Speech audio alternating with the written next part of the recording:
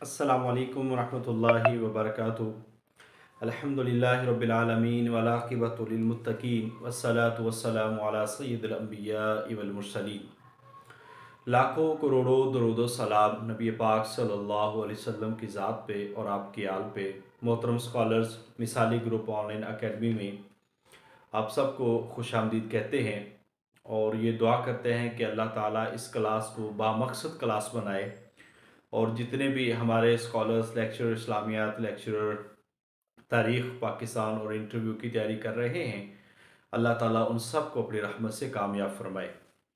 आज हम अभी अपनी क्लास का आगाज़ करेंगे और कुछ हमारे नए सेशन के लोग हैं और उनसे चंद बातें हमने ये करनी है कि हिस्ट्री एक ऐसा सब्जेक्ट है कि जो हर सब्जेक्ट के अंदर ही पूछा जाने वाला है। तारीख़ पाकिस्तान हो या लेक्चर तारीख़ हो, लेक्चर इस्लामियात हो, तो तारीख़ के अंदर जो एक अहम पोर्शन होता है वो सीरत नबी का होता है। तो आज से आगाज़ जो है हमारा वो सीरत नबी का अल्हम्दुलिल्लाह ये आगाज़ होगा और इसके अंदर हम वो सारे पहलू, वो सारी चीज़ें डिस्कस करेंगे जो हमारे सिलेबस से रिलेटेड है। कुछ चीज़ें यहाँ पे लेक्चर इस्लामियत वालों के लिए इम्पोर्टेंट होगी, कुछ चीज़ें जनरल इम्पोर्टेंट होगी। सो वन बाय वन हम सब एक अच्छी कोशिश करें और ज़िम्मेदारी के साथ पढ़ें, फिर ही फ़ायदा है। हम बहुत सारे लोग ग्रुप्स ज्वाइन करते हैं, बहुत सारे ग्रुप्स ज्वाइन करते हैं, मगर फ़ायदा हर बंदे को नहीं होता। फ़ायदा हर उस बंदे को होता है जो इंसान अपनी ज़िम्मेदारी, संजीदगी और रिस्पॉन्सिबिलिटी लेता है और वो समझता है कि ये 2 3 4 महीने का वक्त जो है ये मेरे लिए बड़ा इंपॉर्टेंट है, फिर वो उसके लिए हर मुमकिन कोशिश कर देता है। सो उसके लिए जो है ना वो चीज़ें आसान होती हैं। तो मैं वक्तन फ़वक्तन आप सबको ये कहता रहता हूँ, क्योंकि हमारा पहला सेशन है उसकी क्लासेस अभी आप शुरू कर रहे हैं। तो एक बात ज़हन में रखिएगा कि आपने ही इसको क्लियर करना है, आप ही इसको लेके चलेंगे। जिस कदर अच्छा होगा समझ के पढ़ें, जिस कदर अच्छा होगा आप अच्छा हो सकता है आप उसको लिखें, बार बार अपने नोट्स बनाएं और तैयारी करें। इंशाल्लाह एक बेहतरीन तैयारी जो है वो मुमकिन है। तो अल्लाह ताला अपनी रहमत से कामयाब फरमाए। स्टेप बाय स्टेप हम आज भी पढ़ेंगे। सबसे पहले यहाँ पे वही चीज़ें कि जो मैं आपको कुछ किताबियात आपको पढ़ाता हूँ, क्योंकि किताबियात जो है हमारे पीपीएससी में लेक्चरर हिस्ट्री हो, इस्लामियात हो, उसमें लाजमी सवालात जो है वो किताबियात के बारे में आते हैं। तो सीरत नबी एक ऐसा सब्जेक्ट है जो आपको पीपीएससी में, ठीक है, इस्लामियात के अंदर जो है वो तकरीबन 10 नंबर का आता है और हिस्ट्री और तारीख के अंदर भी 10 नंबर का आता है। ये तकरीबन इतना अहम सब्जेक्ट है। खैबर पख्तूनख्वा के इंटरव्यूज में सीरत के हवाले से, तारीख में अगर सबसे ज्यादा सवाल होते हैं तो सीरत के हवाले से होते हैं। ऐसे ही सिंध में, तो ये पूरा एक पैटर्न है कमीशन का जिसके मुताबिक हम आपको पढ़ाते हैं और उसी के मुताबिक हमने इंशाल्लाह ये तैयारी कर दी है। तो यहाँ पे सबसे पहले हम देखते हैं बुक्स। अब बुक्स जो है, किताबियात जो है, ये हर जगहों पे पूछी जाने वाली एक अहम चीजें हैं जिसके बारे में लाजमी सवाल होना है। तो सबसे पहले आप यहां पे देखते हैं कि चंद किताबें, उनके मुसन्निफीन के नाम जो है वो आपने याद रखने हैं। अब यहां पे मैं लिख रहा हूं ज़ादुल मआद, ज़ादुल मआद फी हदी खैरिल इबाद।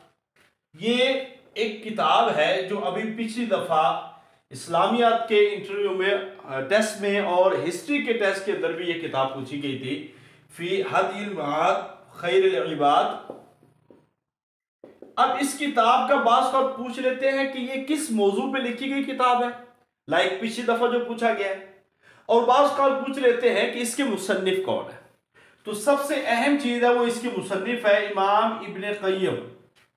इमाम इब्ने क़य्यम जौज़ी रहमतुल्लाह अलैह, जो मारूफ हैं शम्सुद्दीन अबू अब्दुल्ला।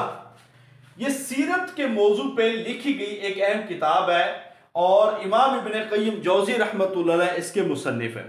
और इसके साथ है एक है रोज़ुल अनफ, ये सीरत इब्ने हिशाम की ये सीरत इब्ने हिशाम की जो शरह है, ठीक है। और आपको पता है कि सीरत पे पहली किताब सीरत इब्ने इसहाक है और उसकी तलखीस बेसिकली इब्ने हिशाम थी और उसकी तलखीस फिर की सीरत इब्ने इसहाक ने, और उसकी शरह जो है वो रोज़ुल अनफ है।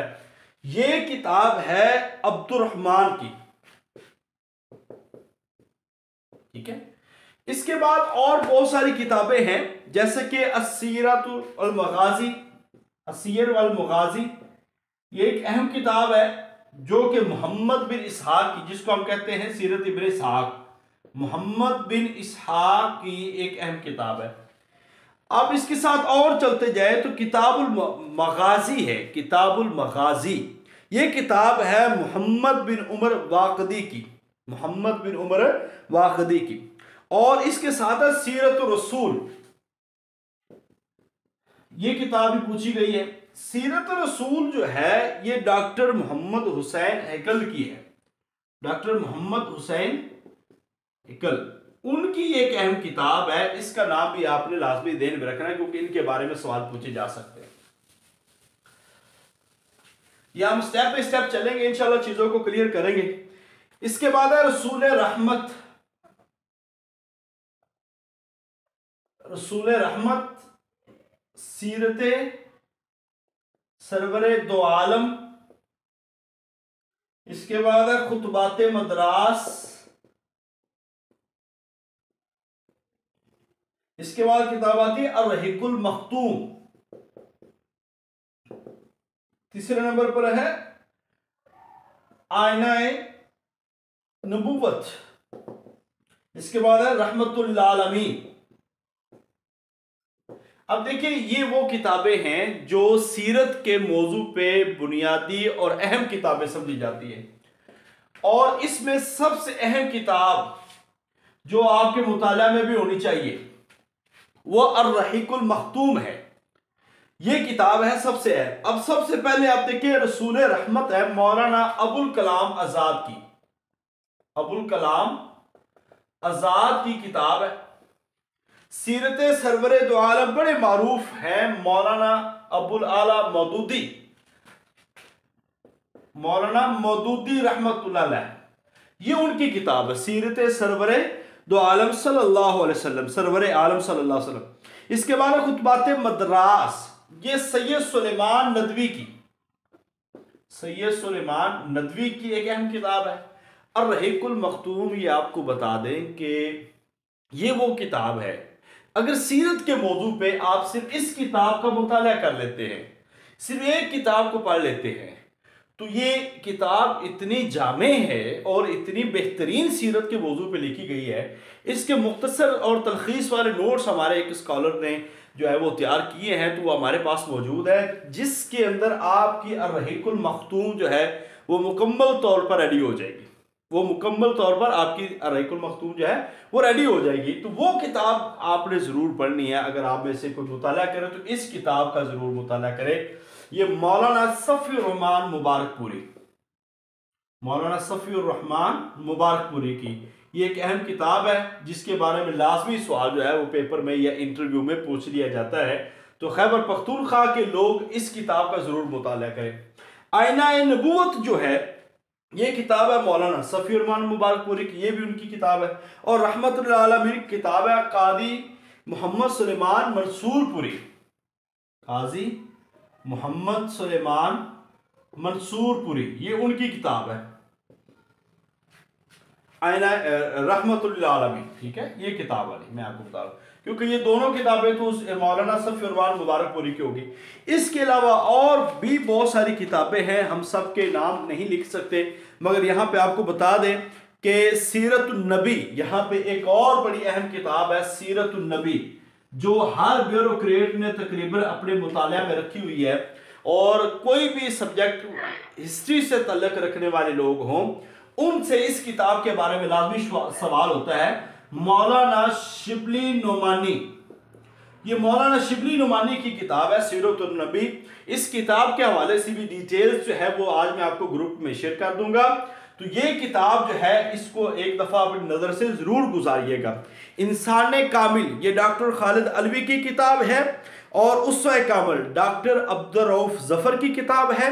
मोहसिन इंसानियत नईम सदीकी की ये किताब भी पूछी हुई है। और मुहाजरात सीरत डॉक्टर महमूद गाजी की किताब है।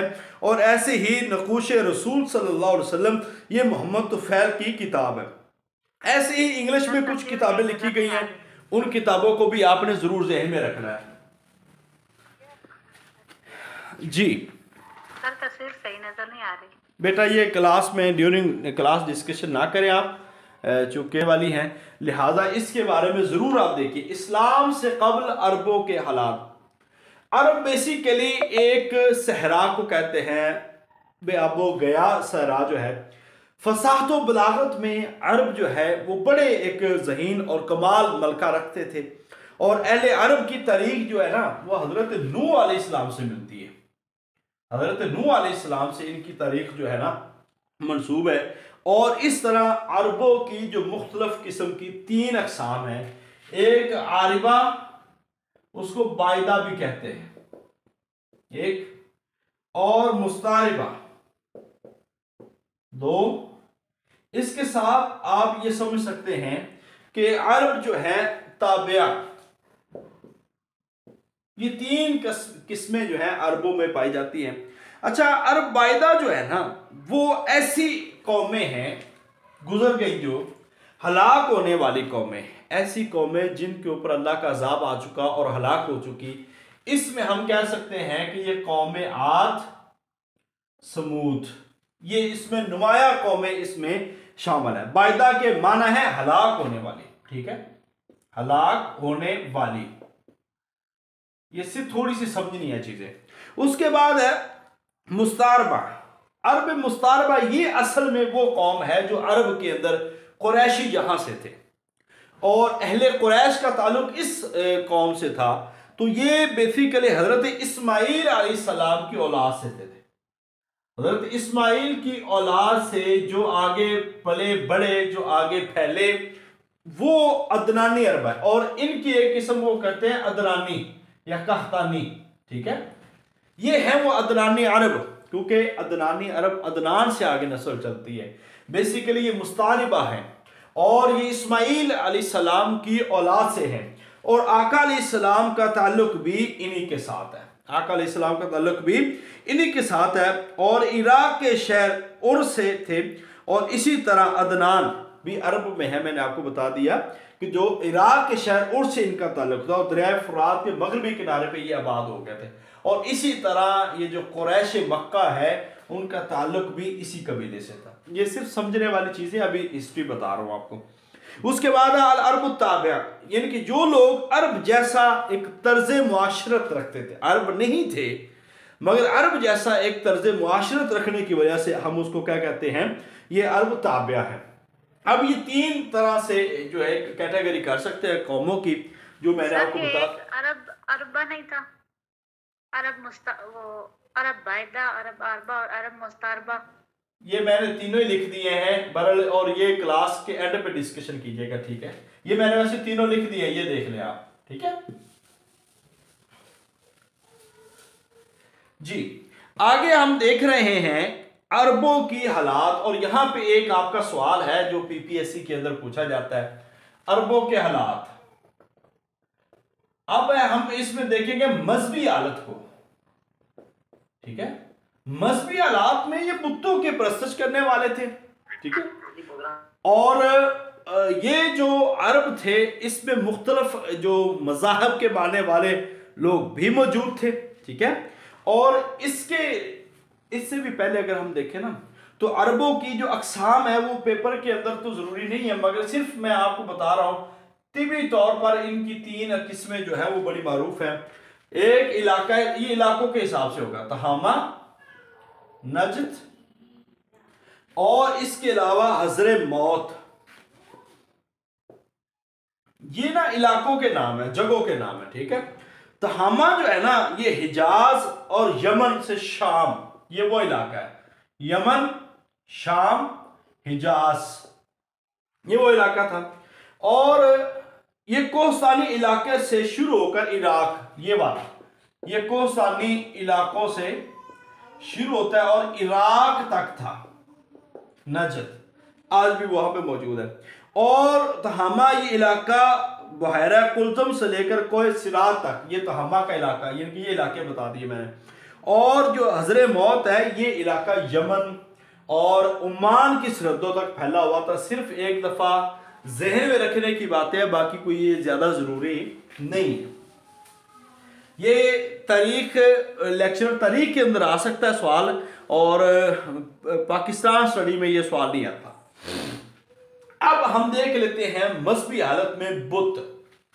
अब है बुत, मुख्तलिफ किस्म के बुत थे। कुरान के अंदर तकरीबन 9 बुतों का जिक्र जो है वो कुरान के अंदर जिक्र है। अब एक सवाल आता है कि सबसे बड़े बुत का नाम क्या था? बड़े बुत का नाम था हुबल, जिसको कहते हैं उल हुबल, हुबल की जय। और ये खाना काबा की छत पे नस्ब था, खाना काबा की छत पे नस्ब बुत था, हुबल बोलते इसको।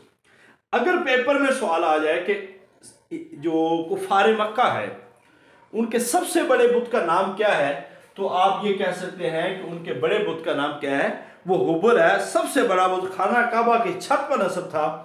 और जंग के दौरान जो है जो कुफारे मक्का थे वो इन्हीं के साथ मदद मांगते थे। और जब अबू सुफियान ने ओहद के अंदर नारा लगाया था उल हुबल, तो उसके मुकाबल हज़रत उमर रज़ी अल्लाह ताला अन्हु ने और आका अलैहिस्सलाम के सहाबा किराम ने अल्लाहु अकबर के नारे लगाए थे। सो ये जो बुत है ना, ये कुरैश मक्का का सबसे बड़ा बुत है। और इसके अलावा बुतों का आगाज करने वाला वो अमर बिन लही एक शख्स था। इस बंदे की वजह से अरबों के अंदर बुत परस्ती का आगाज हुआ था। और इसका असल नाम था रबिया, रबिया इसका असल नाम था। अमर बिन लही इसने बुत परस्ती का आगाज किया। और अरबों का सबसे बड़ा मजहब जो ठहरा था वो बुत परस्ती ही ठहरा था। अरबों का सबसे बड़ा मजहब जो है वो बुत परस्ती था। और ईसाइयत भी मौजूद थी। ईसाइयत में कबीला रबिया, गस्सान, जैसा कि हजरत वर्का बिन नौफल, उनका ताल्लुक भी उस वक़्त की ईसाइयत के साथ था, जो हजरत खदीजातुल कुबरा रजी अल्लाह तआला अन्हा जिनके पास आका अलैहिस्सलाम को लेकर गई थी। तो इस लिहाज से वो ईसाइयत वाले भी वहां पे मौजूद थे।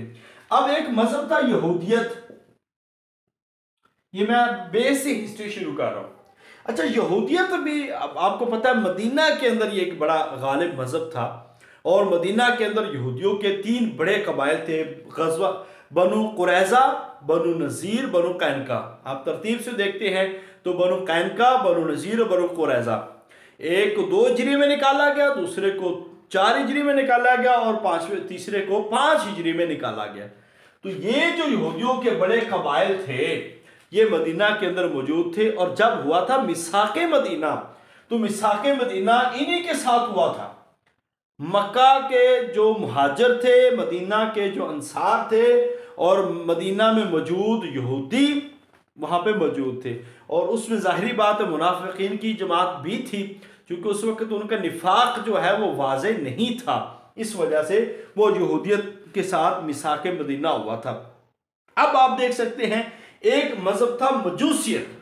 अब मजूसियत भी कबीला बनु तमीम के लोग थे, वो जो है मजूसी मजहब के लोग थे। और इससे इस्लाम कबूल करने वाले हजरत अकरा बिन अबी हाबिस वो सहाबी थे जिन्होंने मजूसी मजहब को छोड़कर इस्लाम कबूल किया था। हजरत अकरा बिन अबी हाबिस ने मजूसी मजहब को छोड़कर इस्लाम कबूल किया। साबीन जो थे वो सितारा परस्त, ये भी मौजूद थे। और काहिन ये भी मौजूद थे, फाल निकालने वाले। मैं मुख्तसर करता जा रहा हूँ। मुलहिद जो है कायनात, वो जो कहते हैं मुलहद के कायनात खुद ब खुद बन गई है, और इसका खुदा का जो इनकार करने वाले थे वो ये वाले भी मौजूद थे। अब अरबों के अंदर कुछ खूबियाँ भी थी, कुछ खामियाँ भी थी। हजरी हम उस अरबों को कहते हैं, हजरी जो शहरों में रहते थे, और बद्दू जो हम उनको कहते हैं जो देहातों में रहने वाले अरब थे, उसको हम क्या कहते हैं, ये बद्दू थे। तो इस लिहाज से आपने इनको ज़हन में रखना है।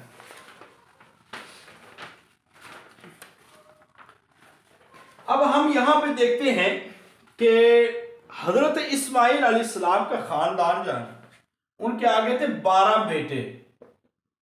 हजरत इस्माइल अलैहिस्सलाम।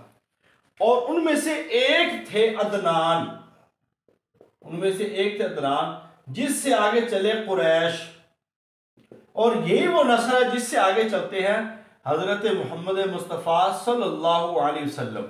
ठीक है, यानी कि 12 बेटे हजरत इस्माइल अलैहिस्सलाम के थे, और वहां से एक थे अदनान, अदनान से आकर कुरैशी, और अदनानी अरब इसी वजह से इनको कहा जाता है। और फहर एक आदमी था, फहर, जिसका लकब था कुरैश, और इसी वजह से यह कबीला कुरैश मारूफ हुआ। ये आप समझ सकते हैं। तो इस लिहाज से आप देखते हैं तो अरबों के अंदर जो है वो बाकायदा तौर पर कुरैश की हुक्मरानी थी। और कुरैशियों में आगे आप जब देखते हैं तो मुख्तलिफ कबाइल थे, बनु उमैया थे, बनु अब्बास थे, बनु तमीम थे, बनु किनाना थे। ये सारे जो है ना एक बड़े मारूफ कबाइल इसमें मौजूद थे। अब अरबों के अंदर कुछ लड़ाइयाँ भी हुई। अय्यामुल अरब, ये भी एक सवाल आ चुका है पीपीएससी में। अय्यामुल अरब से क्या मुराद है? अय्यामुल अरब से मुराद ये है कि अरबों की वो मारूफ लड़ाइयाँ जो आपस में लड़ी गई हैं, खाना जंगी जिसको आप कह सकते हैं। ठीक है, अरबों की खाना जंगियाँ, और इस्लाम से कबल जो है तकरीबन 133 लड़ाइयाँ जो है वो लड़ी गई थी। 133 लड़ाइयाँ वो लड़ी गई थी इस्लाम से कबल, जिसमें हरबे फुजार भी थी, और बसवास नामी ऊँटनी के वाले से भी लड़ाई लड़ी गई थी, दास और अबर की एक लड़ाई थी। ये बड़ी लड़ाइयाँ मारूफ थी। अब जंगे फुजार के वक्त आका अलैहिस्सलाम की उम्र मुबारक थी 15 साल। यह भी हम जिक्र करेंगे, ये सवाल भी आया हुआ है। हरबे फुजार, हर्ब जंग को कहते हैं, फुजार फाजरों की जमा है, तो गुनाहगारों की जंग, गुनाहगारों की जंग इसको इसलिए कहा जाता है कि ये हुर्मत वाले महीनों में लड़ी गई है। अब हुर्मत वाले महीने हैं 4, ठीक है, रजब, जुल्कादा, जुल्हज, मुहर्रम, ये 4 महीने जो होते हैं वो हुर्मत वाले। अगर इन महीनों में लड़ाई हो तो वो गुनाह समझा जाता है। इस लिहाज से जो है अरबों के अंदर ये चीजें मौजूद थी। अब हम बात कर लेते हैं नबी पाक सल्लल्लाहु अलैहि वसल्लम के खानदान की, आका अलैहिस्सलाम के। अब देखें, कुरैश, कुरैश का लफ्जी माना कमाना, कमाना। हाशिम, हाशिम का लफ्जी माना है चोरा करना।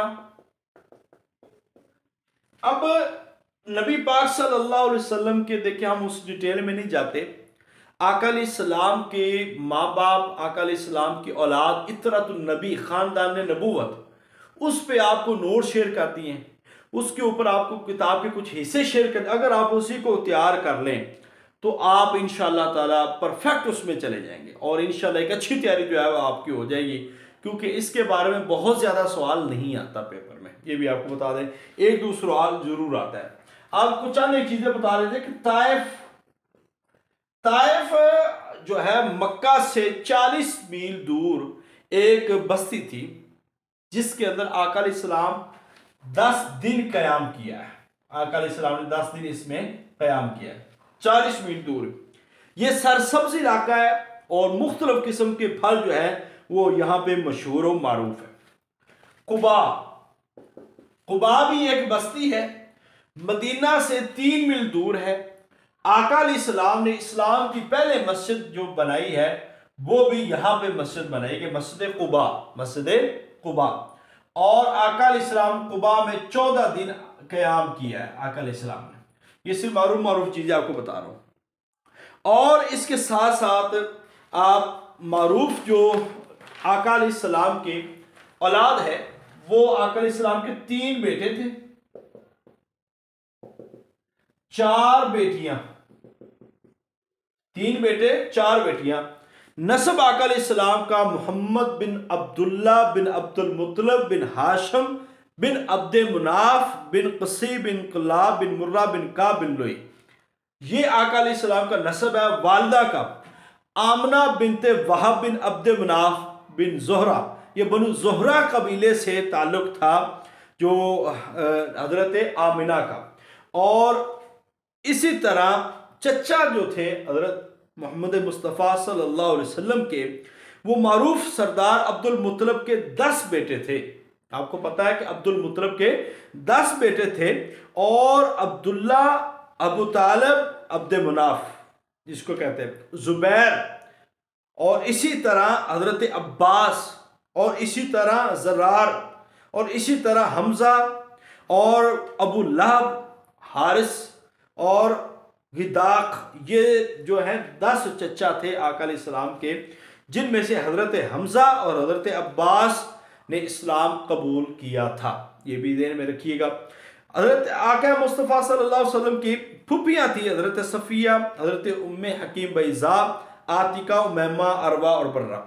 ये आका अलैहिस्सलाम की 6 फूफियाँ थी, जिनके नाम मैंने बता दिए, मगर ये चीज़ें आपको आसानी से, मैं आपको सिर्फ 2-3 पेज है वो आप देख लीजिएगा, तो वही आपके लिए जो है वो काफ़ी शाफी होंगे इंशाअल्लाह ताला। हज़रत सफ़िया रज़ी अल्लाह ताला अन्हा ज़ुबैर बिन अवाम की वालदा थी, जो कि इस्लाम लाई थी, और 20 हिजरी में 73 साल की उम्र में इनकी वफ़ात हुई है। ये आपने दिन में रखना है। अब आका अलैहिस्सलाम के हवाले से एक जंग का जिक्र है जिसको कहते हैं हर्बे फुज्जार। हर्बे फुज्जार, ये मैंने अभी आपको बता दिया कि बेसिकली ये 4 जंगों का सिलसिला है। 4 जंगों का एक सिलसिला है हर्बे फुज्जार। 4 जंगें हुई हैं, और जिसमें बनु किनाना पहली में, और बनु हवाजन और कैस अदलान के दूसरे थे, कुरैश और किनाना के दरमियान तीसरी हुई थी बनु किनाना और बनु नसर बिन मुआविया के दरमियान, और कुरैश और बनु किनाना के दरमियान चौथी जो जंग हुई थी बनु हवाजन में, इसमें आका अलैहिस्सलाम ने 15 साल की उम्र में शिरकत की थी। यानी कि हर्बे फुज्जार की जो चौथी जंग है उसके अंदर आका अलैहिस्सलाम ने 15 साल की उम्र में शिरकत की थी, और आप अपने चचाओं को तीर थमा रहे थे। ठीक है, ये आपने ध्यान में रखना। अब यहाँ पे कुछ वायदे हैं, कुछ चीज़ें हैं वो इस्लाम से कबल, चूंकि अभी बातें चल रही हैं, मैं इसलिए आपको सारी वो चीज़ें बता रहा हूँ ताकि आपको थोड़ी सी डिटेल जो है वो ज़हन में रहे। अब इस्लाम से कबल एक मुआहदा था हिल्फुल फजूल। ये एक मुआहदा था, और इसको हिल्फुल फजूल कहते हैं कि इसमें जो मुआहदे में लोग शामिल थे उनके अक्सर के नामों में फजल आता था, इस वजह से वो मुआहदा आया। इसकी वजह क्या थी?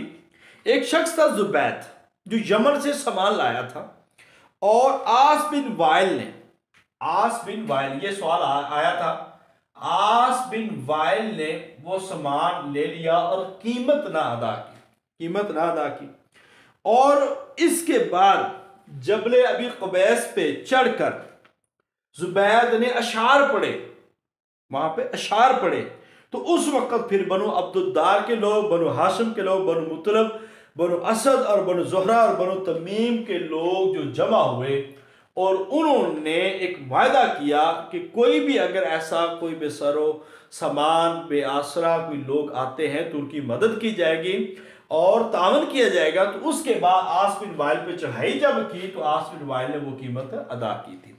तो इस वायदे को इस हिल्फुल फजूल के नाम से याद किया जाता है, आपने बस इसको जहन में रखना है। अब आप ज़रा देखिएगा नबी पाक सल्लल्लाहु अलैहि वसल्लम की वो सारी ज़िंदगी के आका अलैहिस्सलाम ने वो 25 साल की उम्र में, मैं इसीलिए बता रहा हूँ कि इस पर बहुत ज़्यादा डिटेल में जाने की ज़रूरत नहीं, क्योंकि ये चीज़ें हमें पता भी हैं और बहुत सारी चीज़ें आपको किताब से मिल जाएंगी। वो अब आपको मैं सिर्फ 3-4 पेज शेयर करूँगा, वो ज़रूर देख लीजिएगा। अब है ऐलान नबूवत। आका अलैहिस्सलाम का उम्र मुबारक की जो 40वां साल है, 40वां साल, ठीक है, ऐलान नबूवत है कि अल्लाह ताला ने आका अलैहिस्सलाम को नबी बनाकर जो है नबूवत बाकायदा तौर पर उसका ऐलान किया गया। और ये ऐलान गारे हिरा से शुरू होता है कि आका अलैहिस्सलाम को जब पहली वही सूरह अलग की पहली 5 आयात नाज़िल हुई, उससे बाकायदा तौर पर आका अलैहिस्सलाम पे कुरान पाक का नुज़ूल जो है वो शुरू हो गया। और ये सारी चीज़ें हमें सबको पता है। इससे पहले कुछ वाक़यात हैं, कुछ वाक़यात में वो आप बड़े बड़े मारूफ वाक़े जिसका तल्लुक़ नबूवत के साथ ख़ास तौर पर है, विलादत, वाक़या फ़ील, रिज़ात और शक्के सदर, अच्छा, ये वो वाकयात हैं जो आका अलैहिस्सलाम की 1 ता 40 नबवी तक रहे हैं। 1 ता 40 नबवी तक जब आका अलैहिस्सलाम की विलादत होती है, वाकया फील से तकरीबन 50 दिन बाद। वाकया फील क्या था? अबरा नामी एक शख्स था जो सना का रहने वाला था और उसने बैतुल्लाह पे चढ़ाई की थी। वो चढ़ाई क्यों की थी वो भी एक वाकया है, उसके पीछे भी वो सब आपने सुना हुआ है। उसने चढ़ाई की थी और यमन का गवर्नर आया था, ठीक है, और उसने बनु कनाना के एक आदमी ने चूंकि वहां पे उनके कलीसा के अंदर जो है ना पेशाब कर दिया था, इस वजह से वो उन्होंने बैतुल्लाह पे चढ़ाई की। बहरहाल वो सारा एक वाकया जो है आपके जहन में होगा।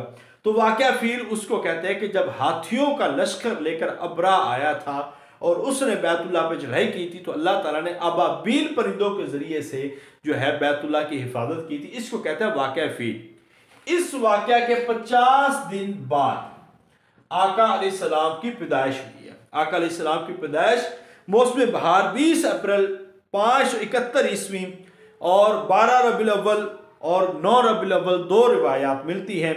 शेबे बनी हाशम में आका अलैहिस्सलाम पैदा हुए। दादा जो है अब्दुल मुत्तलिब है, असल नाम उनका शैबा था। उन्होंने फिर आपको उठाया और आप बैतुल्लाह के अंदर लेके आ गए।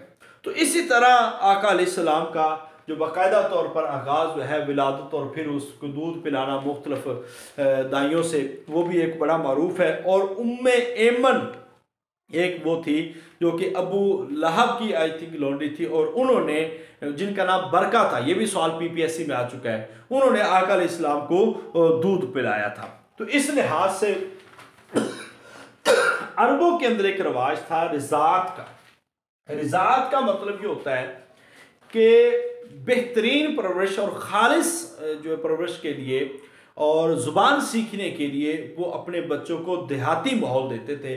और इसी तरह आका अलैहिस्सलाम को भी सुपुर्द किया गया बनु साद कबीले से हज़रत हलीमा सादिया के पास। हज़रत हलीमा सादिया उन्होंने आई और चंद रोज अबू लहब की जो लौंडी है स्वैबिया, उन्होंने भी दूध पिलाया था। और इसके बाद हलीमा सादिया रज़ी अल्लाह तआला अन्हा के पास भेज दिया गया, जो कि कबीले बनु साद के बनु साद से थी। और वहां पे नबी पाक सल्लल्लाहु अलैहि वसल्लम का जो एक रिश्ता बना था हजरत शीमा, क्योंकि उस वक्त वो भी हजरत हलीमा सादिया रजी अल्लाह ताला अन्हा के पास जो है वो मौजूद थी, और वो रज़ाई बहन का दर्जा हजरत हलीमा सादिया को मिला, रज़ाई बहन। और यही वजह है कि हजरत शीमा की गिरफ्तारी, जब वो गिरफ्तार होकर आई बनु हवाज़िन के कैदियों में, ग़ज़वा बनु हवाज़िन उनके कैदियों में, तो आका अलैहिस्सलाम ने बड़ा इकराम किया और आज़ाद किया और बड़ी आपके लिए चादर बिछाई, क्योंकि आपकी रज़ाई बहन थी। तो ये रज़ात जो है आका अलैहिस्सलाम की बाकायदा तौर पर हजरत हलीमा सादिया ने की थी। इसके बाद वक्त आता है शक्के सदर का। देखिए ये वाकया जो है ना शक्के सदर, ये 2 दफा हुआ है, बाज ने इसको 4 दफा भी लिखा हुआ है, ठीक है। तो शक्के सदर 2 दफा, सबसे पहले 4 साल की उम्र में, 4 या 5 साल की उम्र में नबी पाक सल्लल्लाहु अलैहि वसल्लम को हुआ, और आका अलैहिस्सलाम सोए हुए थे और इसी तरह खेल रहे थे। और पहले तो ये हुआ कि सोए हुए थे जब उम्मे हानी के कारण, ये दूसरी मरतबा हुआ जब मेराज के मौका पर, और उससे पहले जब हुआ तो वो 4 साल का था, जब आका अलैहिस्सलाम बाहर खेल रहे थे और उस वक्त फरिश्ते आए थे और उन्होंने एक स्याह नुक्ता निकाला और सोने के बर्तन में रख दिया, और इस तरह जो है उन्होंने नबी पाक सल्लल्लाहु अलैहि वसल्लम का क़ल्बे अतहर जो है वो आब ज़मज़म से वो धोया। तो ये एक शक्के सदर का वाक़या है जो नबी पाक सल्लल्लाहु अलैहि वसल्लम की विलादत के बाद 4थे साल, और उसके बाद जो है जब आका अलैहिस्सलाम को मेराज हुई उस वक्त जो है ये 2 दफ़ा, ये मारूफ 2 दफ़ा ही है, बाकी इस पे 4 दफ़ा कभी बात आती है। इसके बाद आ जाता है जी तामीरे काबा। तामीरे काबा ये हजरे अस्वद वाला एक झगड़ा है, क्योंकि ये सवाल भी पक्का आ जाता होता है, पूछ लिया जाता है कि हजरे अस्वद जो है, हजरे अस्वद, तामीरे काबा, काबा जो है ना सैलाब की वजह से उसकी इमारत जो है वो गिर गई थी, और उसको अब हलाल कमाई से दोबारा उन्होंने कहा कि हम इसको तामीर करेंगे, लिहाजा तमीर हजर अस्वद के वक्त जो आप सल्लल्लाहु अलैहि वसल्लम की उम्र मुबारक थी वो 35 साल थी। वो कितनी साल थी? 35 साल। ये चीज याद रखने वाली। मैं बहुत मुख्तसर चीजों को कर रहा हूं क्योंकि बहुत ज्यादा डिटेल में नहीं जा रहा। और इसके बाद जो है आका अलैहिस्सलाम को नबूवत मिली, ऐलान किया, और अब बाकायदा तौर पर आगे जो है वो कुरान का नुज़ूल जो है वो शुरू हुआ। और सबसे पहले आप वहां पे वाकया जो अहम हुआ है, वाकया कोहे सफा। कोहे सफा, अच्छा ये वाकया था कुरान के। इससे पहले एक वाकया है, पहली वही और दूसरी वही। बाज कहते हैं कि 2.5 साल का अरसा है और बार का 6 माह का अरसा है। ज्यादा मौत पर जो है 6 माह वाला है। और इस अरसे को फतरतुल वही कहते हैं, वही का रुक जाना। ये 6 माह का अरसा है, ठीक है। और आका अलैहिस्सलाम ने 3 साल तक चुपके चुपके इबादत की, एलानिया इबादत नहीं की। और उसके बाद अल्लाह का हुक्म आया, फिर आका अलैहिस्सलाम ने सफा पहाड़ पे जमा किया और वहां पे फिर वास किया। तो वहां पे कोई सफा का एक वाकया आया। अल्लाह ताला ने फरमाया व अंज़िर अशीरतकल अक़रबीन। मक्का पहाड़ पे कोई सफा पर चढ़कर आपने जब पुकारा कि मैं तुम्हें अगर कहूं कि इस पहाड़ के पीछे से एक लश्कर हमला करने जा रहा है तो क्या तुम मेरी बात को सच मान लोगे? उन्होंने कहा आपने आपको सच्चा पाया है। लिहाजा वो वाला वाकया। और उसके बाद अबू लहब की जो गुस्ताखी है और उसने जो आका अलैहिस्सलाम के बारे में अल्फाज बोले, अल्लाह ताला ने कुरान पाक नाज़िल फरमाया तब्बत यदा अबी लहब व तब मा अगना अन्हु मालु व मा कसब। ये वाले सारे वो वाकया यहाँ पे आता है। इसके बाद दारे अरकम। देखें, 2 स्कूल ऑफ थॉट थे उस वक्त। स्कूल ऑफ थॉट तो नहीं कहेंगे, 2 इदारे थे। मक्का में जो तालीमी इदारा था सहाबा किराम रिज़वानुल्लाहि अलैहिम अजमाइन की तालीम और तरबियत का, वो बना था दारे अरकम। हजरत अरकम बिन अरकम मखजूमी का घर था जहां पे मुसलमान सहाबा किराम जो है वो नबी पाक सल्लल्लाहु अलैहि वसल्लम से तालीम हासिल करते थे। और एक था सूफा, ठीक है।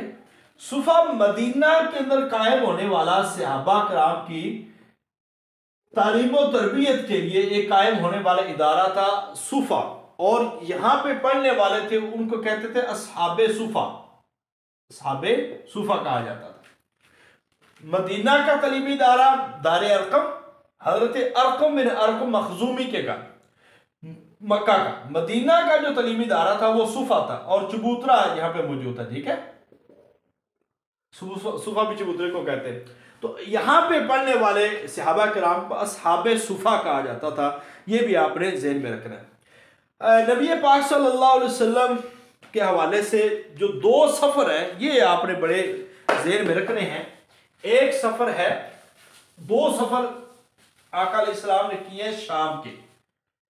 वैसे तो सफर कई हैं मगर 2 बड़े मारूफ है। सबसे पहला सफर जो है सफर शाम, ये आका अलैहिस्सलाम ने अपने चचा हजरत अबू तालिब के साथ 12 साल की उम्र में किया है। 12 साल की उम्र में पहला सफर किया है। और बुसरा नामी राहिब जो है, बुहैरा जिसका नाम है, बुहैरा राहिब, इसके साथ मुलाकात हुई है पहले सफर के अंदर। और उन्होंने कहा था कि इस बच्चे के अंदर जो आसार है वो नबी होने के हैं और इसको यहूदियों से खतरा होगा, यहूदियों से खतरा होगा। ये एक बड़ी मारूफ जो बात है वो हमने सुनी हुई है और हमें आइडिया भी है इसके बारे में, ठीक है। इसके साथ ही जो 2 सफर थे, वैसे तो अरबों के जो 2 सफर थे कुरान के अंदर आता है इलाफी कुरैश इलाफिहिम रिहलतश शिताई वस्सैफ, कि सर्दियों और गर्मियों के सफर जो है, मौसम सरमा में जो इनका सफर होता था वो यमन की तरफ, और मौसम गर्मा में जो सफर होता था वो मुल्क शाम की तरफ है। तो ये 2 सफरों में इनकी तजारत होती थी इनकी। और आका अलैहिस्सलाम भी गए, ठीक है।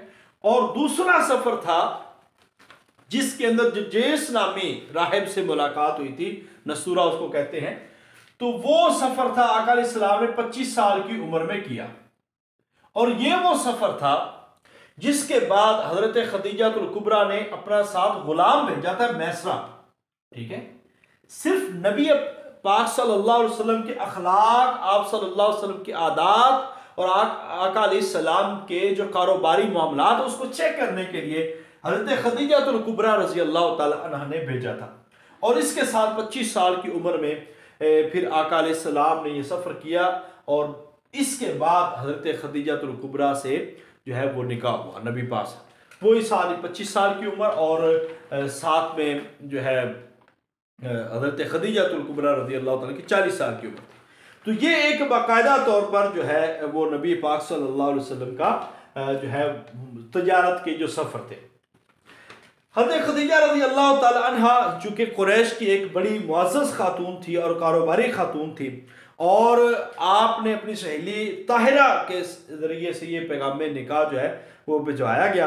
और पहला सफ़र आका अलैहिस्सलाम ने 12 साल की उम्र में किया है और चचा जो है अबू तालिब के साथ। और पहले राहब कौन मिले हैं?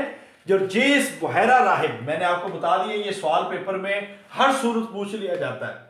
बुहैरा राहिब जो है जब इसके साथ सफ़र हुआ, और दूसरा सफ़र जो है वो दिमश्क की तरफ किया, और इस पे आपकी जो मुलाकात हुई थी जर्जीस और बुहैरा, ये एक ही उनका नाम है, दूसरे पे वो नस्तूरा राहिब, ठीक है।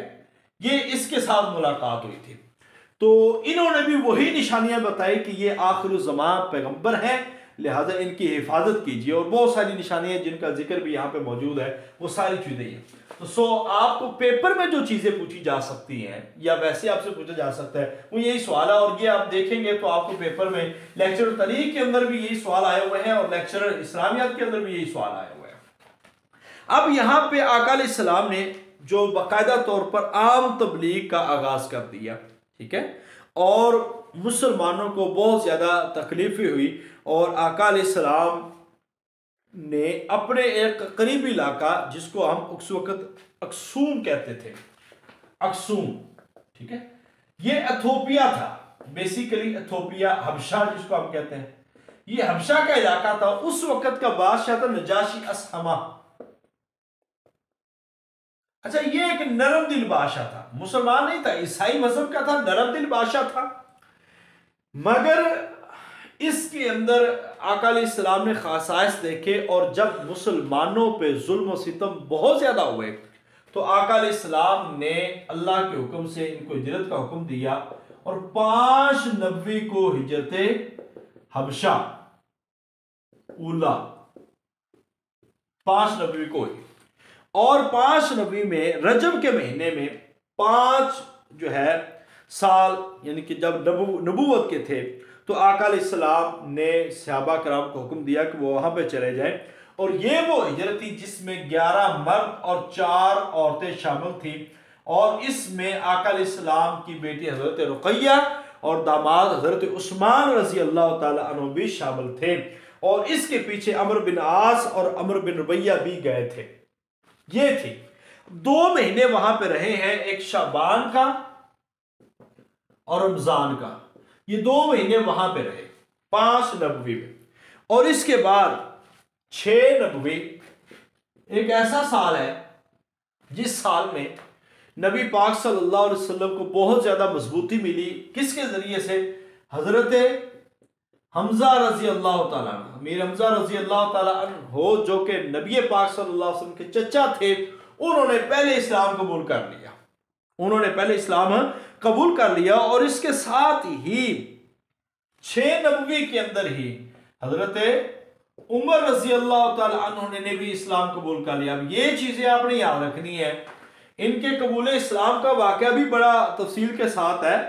यहाँ पे वक्त नहीं है कि हम सारे वाकयात को लेके चलें, मगर वाकयात पेपर में नहीं पूछे जाते। ये जरूर पूछा जा सकता है कि इन्होंने कब इस्लाम कबूल किया है। तो 6 नबवी में हजरत हमजा और हजरत उमर रजी अल्लाह ताला अन्हु ने बाकायदा तौर पर इस्लाम कबूल कर लिया।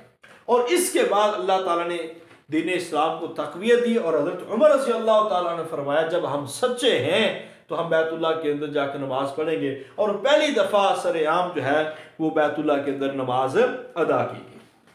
अब कुफार की तरफ से मुसलसल जो है वो जुल्म सितम, उसका बाजार गर्म था। और वही चीजें होती रही। तो फिर अल्लाह के हुक्म से दूसरी दफा जो है वो हिजरत हुई। और इससे पहले एक वाकया आ गया शेब अबी तालिब का।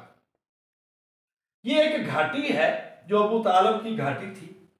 और जब कुफार को पता चल गया कि कोई भी बहाना जो है, कोई भी चीज आका अलैहिस्सलाम को रोक नहीं रही, तो उन्होंने क्या किया, उन्होंने नबी पाक सल्लल्लाहु अलैहि वसल्लम समेत आपका पूरा कुंबा जो है वो उस घाटी के अंदर कैद कर दिया। और फिर वहां पे रहे आका अलैहिस्सलाम 3 साल वहां पे रहे, 7 नबवी को। और इसके अंदर बड़ी तकालीफ और बड़ी परेशानियों का सामना करना पड़ा। और जुबैर बिन उमैया, मुतम बिन अदी, अबुल बख्तरी और आसिम बिन और रबिया अल असदी, ये वो लोग थे जिन्होंने उस मुआहदे को ख़त्म करना चाहा, क्योंकि उन्होंने ये कुरैश कहा, ये कुरैशी ही हैं और हमारे लोग इतनी तकलीफ में हैं। बहरहाल ये 7 नबवी का वाक़या है। और 7 नबवी में दोबारा हिजरत हबशा हुई, हिजरत हबशा दोबारा हुई। और इसके अंदर भी, हिजरत हबशा के अंदर भी बहुत सारे लोग जो है वो 82 और 83 मर्द कहते हैं, तो वो 22 औरतें वो गए और हबशा की तरफ हिजरत की। अब हबशा के अंदर जो वाक़यात हुए वो भी जब कुरैश की सफारतकारी हुई नजाशी के दरबार में, तो उस वक़्त भी हज़रत जाफ़र तैयार ने सूरह मरियम की आयात जो है वो तिलावत की थी। हज़रत जाफ़र तैयार वो सहाबी हैं जिनकी शहादत जो है वो ग़ज़वा सरिया मूता के अंदर हुई थी। तो हज़रत जाफ़र तैयार ने वहाँ पे तकरीर की थी। वो तकरीर भी बड़ी एक मारूफ है, उसके बारे में भी आप ज़हन रख सकते हैं। मगर मैं वो आपको चीज़ें बता रहा हूँ जो पीपीएससी के पैटर्न में, पीपीएससी के सिलेबस के मुताबिक आपसे पूछी जा सकती है। सो इसके बाद आका अलैहिस्सलाम जो है जब 10 नबवी को, ठीक है, जब शेब अबी तालिब से आप अलैहिस्सलाम जो है वो वापस आए, निकले, तो सबसे पहले हज़रत खदीजातुल कुबरा रज़ी अल्लाह ताला अन्हा का इंतकाल हो गया, उनकी वफात हुई। और उसके 3 दिन बाद जो है आपके चचा अबू तालिब उनका इंतकाल हो गया। और ये वो 2 शख्सियात थी जिनकी वजह से आका अलैहिस्सलाम को हमेशा हौसला रहा। और इस वजह से इसको कहा गया आमुल हुज़्न, गम का साल। इसको गम के साल के तौर पर मनाया गया क्योंकि आका अलैहिस्सलाम की 2 बड़ी मोतबर हस्तियां जिनके साथ आका अलैहिस्सलाम को बड़ा सहारा था और वो इस दुनिया से इंतकाल कर गई। और इसके बाद आका अलैहिस्सलाम ने सफ़र ताइफ किया। सफ़र ताइफ भी कब हुआ है? 10 नबवी को। 10 नबवी को सफ़र ताइफ हुआ। और सफ़र ताइफ की आपको इल्म है कि आका अलैहिस्सलाम जब वहां पे गए, वहां पे शरीर लोग आपके पीछे पड़ गए और आका अलैहिस्सलाम जख्मी थे। और आपने उतबा बिन अबी रबिया जो है उनके बाग के अंगूरों का बाग था, उसके अंदर पनाह ली। और एक नैनवा का रिहायशी जिसका नाम था गुलाम अदास नामी एक गुलाम था जिसने आका अलैहिस्सलाम को अंगूरों का खोशा जो है वो पेश किया। और उस वक़्त आका अलैहिस्सलाम ने दास को कहा कि मेरे भाई हज़रत यूनुस अलैहिस्सलाम के बारे में, क्योंकि नैनवा बस्ती के अंदर हज़रत यूनुस अलैहिस्सलाम वो आए थे। तो ये भी सवाल पेपर में आ चुका है, इसलिए मैं आपको बता रहा हूँ। तो सफ़र ताइफ के बाद जब इतनी मुश्किलात, आमुल हुज़्न, गम का साल, सफ़र ताइफ, फिर आका अलैहिस्सलाम को अल्लाह ताला ने मेराज करवाई, मेराज हुई। मेराजुन नबी 27 रजब जो है 10 नबवी आसमान की सैर है। 2 सफ़र है। एक सफ़र जो है वो बैतुल्लाह से लेकर बैतुल मुक़द्दस तक है और दूसरा सफ़र जो है वो है आका अलैहिस्सलाम का सफ़र जो है मस्जिद अक्सा से लेकर आगे अल्लाह ताला की सिदरातुल मुंतहा जिसको कहते हैं वहां तक का सफ़र था। उसकी जो सफ़र की मुख्तलिफ सूरत हाल है वो अभी आपके सामने जिक्र करते हैं। आका अलैहिस्सलाम ने मेराज की रात जो है वो मुख्तलिफ अंबिया से मुलाकातें की। सबसे पहला आसमान जो जब आता है तो वहां पे हज़रत आदम अलैहिस्सलाम पे मुलाकात होती है। दूसरे आसमान पे हज़रत यहया अलैहिस्सलाम से मुलाकात होती है। तीसरे आसमान पे हज़रत यूसुफ अलैहिस्सलाम से मुलाकात है। चौथे आसमान पे हज़रत इदरीस अलैहिस्सलाम से मुलाकात है।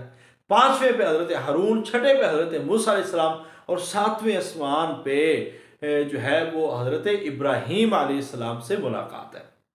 तो ये एक मुलाकातों का सिलसिला था जो पहले आसमान पे दूसरे आसमान पे, इसमें से एक सवाल आ सकता है, इसमें से एक सवाल आ सकता है, लिहाजा उस सवाल को आपने बहुत बेहतर अंदाज के अंदर रेडी करना है, ये आप जहन में रख लीजिएगा।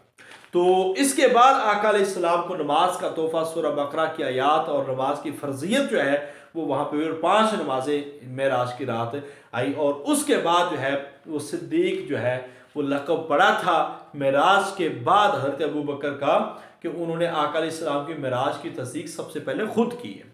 तो इसके बाद आका अलैहिस्सलाम ने जब तबलीग की तो सबसे पहले हज का मौसम था, तो बैते उक़बा औला, ये 2 बैतें हुई हैं, ठीक है, और सानिया। अब ये इसमें कुछ थोड़ा सा फर्क आ जाता है कि हज के दिनों में मुख्तलिफ लोग जो है मुख्तलिफ जगहों से आते थे, तो ये 11 नबवी की बात है। 11 नबवी में जो लोग आए कबीला खजरज के लोग थे, कबीला खजरज के। आपको पता है कि औस और खजरज जो है ये मदीना में आबाद जो कबाइल थे और बड़े ज्यादा थे इनकी तादाद। तो यहाँ पे 12 लोग आए थे और उन्होंने इस्लाम कबूल किया था। 9 कहते आए थे औस के थे और 3 खजरज के, 9 खजरज के थे और 3 औस के थे, ठीक है। 9 खजरज के 9 लोग थे और औस कबीले के 3 लोग थे। 12 लोग आए थे जिन्होंने इस्लाम कबूल किया था। और इसी तरह आका अलैहिस्सलाम ने पहली दफा जो है वो मुसअब बिन उमैर को जो है वो मुअल्लिम बनाकर भेजा मदीना की तरफ। और इसी तरह इसके अगले साल बैते उक़बा सानिया 12 नबवी। अच्छा, इसको ना थोड़ा सा फर्क इस वजह से आ जाता है 12 और 13 में, चूंकि हज जो है ना वो इस्लामी साल का आखिरी महीना है जुलहज्जा, तो जुलहज्जा के दिन मुहर्रम तक चलते हैं। इस वजह से बहरहाल ये तय है कि ये 12 नबवी का आखिर है, ये 12 नबवी का आखिर है क्योंकि हज का मौका था। तो इस वजह से बैत उक़बा सानिया हम उसको कहेंगे कि ये 12 नबवी में हुई है, 12 नबवी में हुई है। और इसमें 72 अशखास आए थे, 12 नकीब मुकर्रर किए थे। ये नकीब आका अलैहिस्सलाम ने मुकर्रर किए थे 9 खजरज के और 3 औस के। और इस तरह जो है 70 मर्द और 2 औरतें बैत उक़बा सानिया में आई थी और उन्होंने आका अलैहिस्सलाम के हाथ पे बैत की थी। तो बाकायदा तौर पर जो है ना ये वो 13 नबवी तक का साल है कि आका अलैहिस्सलाम ने मदीने मक्का के अंदर गुजारे। अब आका अलैहिस्सलाम ने मक्का में कुल कितने साल गुजारे हैं?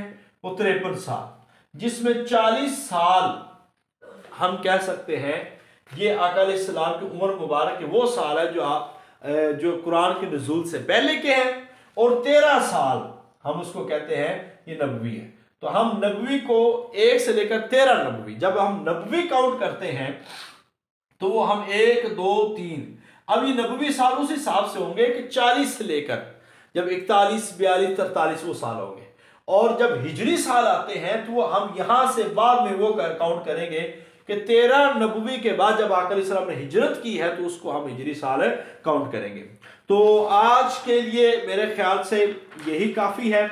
यहाँ तक हमने आका अलैहिस्सलाम की ज़िंदगी का जो 53 साला दौर है उसको मुख्तसरन जामे अंदाज के अंदर पढ़ा है। और मैं आपको ये बता दूं कि मिसाली गायन के अंदर इस सीरत का पोर्शन इतना ज़बरदस्त लिखा हुआ है, और जो मैंने आपको नोट्स भेजे हैं वो इतने ज़बरदस्त लिखे हुए हैं। अगर सिर्फ वही पढ़ लें, मैं आपको कहता हूँ कोई सिंगल किताब भी पढ़ने की आपको ज़रूरत नहीं है, मिसाली और वो नोट्स पढ़ लें तो और कोई भी किताब पढ़ने की ज़रूरत नहीं है। हाँ, अगर आप अपने मुतालिया में ये होना भी चाहिए कि आप सीरतुन नबी ज़रूर तैयार कीजिएगा, क्योंकि उसके बारे में लाजमी सवालात जो हैं वो पेपर में होते हैं। तो आप इतना तैयार करते रहेंगे तो इंशाल्लाह एक बहुत बेहतरीन और जामे तैयारी जो है वो मुमकिन है। तो आज के लिए हमने जो कुछ पढ़ा है वो 13 नबवी तक पढ़ा है। कल हम इंशाल्लाह ताला हिजरी साल को शुरू करेंगे और जो हिजरी साल को मुकम्मल करेंगे, और इसके साथ साथ फिर हमारी जो है ना वो तैयारी होती जाएगी। बस ये है कि इन वाक़यात को थोड़ा सा तफसील के साथ पढ़ेंगे, बैठ के किताबों से पढ़ेंगे तो आपकी मज़ीद तफसील के साथ तैयारी जो है वो मुमकिन है। और इंशाल्लाह ताला स्टेप बाय स्टेप हम बढ़ाते जाएंगे। पेपर से रिलेटेड जितनी भी चीज़ें थी वो मैंने अभी आपको पढ़ाई हैं। पेपर इससे बाहर नहीं आ सकता। हाँ, जितनी चीज़ें आपको पढ़ाई गई हैं आप उठा के देखिए, अभी पेपर भी सारी चीज़ें वही हैं जो अल्हम्दुलिल्लाह यहाँ पे करवाई गई हैं। बाकी नॉलेज के लिए जितना अच्छा हम पढ़ेंगे उतना हमको ज़्यादा फ़ायदा हो जाएगा। तो अर्रहीकुल मखतूम के नोट्स भी आज आपको भेज देंगे, और जो मैंने आपको ख़ानदान नबूवत के हवाले से भी बताया वो भी आपको भेज देंगे। इसके लिए अगर आपके पास अगर एक किताब हो, BA इस्लामियत लाजमी, BA इस्लामियत लाजमी के अंदर भी आकाल इस्लाम और अशरा मुबशरा और आकाल इस्लाम के ख़ानदान के हवाले से बड़ी तफसील के साथ चीज़ें मौजूद हैं। एक किताब और अगर मैं आपको कहूँ तो इस पर पढ़ी जा सकती है, वो अटलस सीरतुन नबी है। अटलस सीरतुन नबी, सीरत पे एक जामे और बेहतरीन किताब, वो मेरे पास PDF में है, अगर आप कहेंगे तो वो भी शेयर कर दूंगा। तो डाटा तो इतना ज़्यादा है कि हम इसको पढ़ेंगे तो इंशाल्लाह ताला काफ़ी शाफी होगा। बस ये है कि सीरत का पोर्शन आपका 10 से 12 नंबर का PPSC का पेपर है, तारीख में भी और इस्लामियात में भी। सो आप इस पोर्शन को बहुत अच्छा कीजिएगा, ये इंटरव्यू में भी बार बार पूछे जाने वाले सवाल हैं। और इस दफ़ा हमने अपनी किताब के अंदर एक बहुत अहम चीज़ शामिल की है इस्लामियत की किताब में। वो चीज़ कौन सी है? वो चीज़ आपके लिए सीरत की जो इब्तदाई किताबें हैं और सीरत निगार हैं, हमने उनके हवाले से भी डाटा वहाँ पे शामिल कर दिया है, वो लाजमी पढ़ के जाइएगा। अल्लाह ताला हम सब का हमें नासुर। अभी आप में से किसी का क्वेश्चन हो तो कर सकते हैं। और जो लेक्चर तरीके जो लोग हैं, याद रखें उन्होंने ये भी करना है, मगर उनकी क्लासेस अलग से भी शेड्यूल है। अल्लाह ताला हम सब का हमें नासुर हो। अस्सलामु अलैकुम रहमतुल्लाहि व बरकातहू। सर अस्सलाम वालेकुम। जी वालेकुम अस्सलाम रहमतुल्लाहि व बरकातहू। सर ये जो पेज मैं उला हुसैनी